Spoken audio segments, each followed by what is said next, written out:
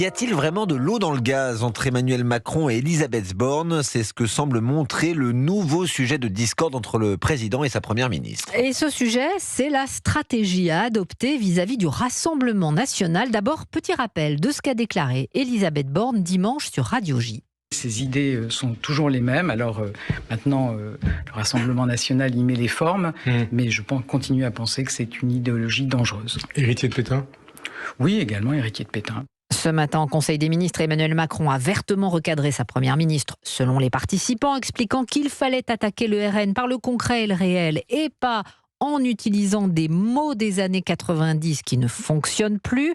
Arthur Delaborde, vous pouvez nous dévoiler les coulisses de ce qui apparaît comme une attaque claire contre Elisabeth Borne. Le RN n'est qu'un prétexte. Il voulait lui mettre une cartouche publiquement, explique très crûment un conseiller d'Emmanuel Macron. À ses yeux, ce n'était donc pas un recadrage, mais plus une attaque personnelle contre la première ministre. Alors pourquoi ? C'est une manière de lui remettre la pression, alors que beaucoup la voient rester à Matignon à l'issue des 100 jours, analyse un ministre.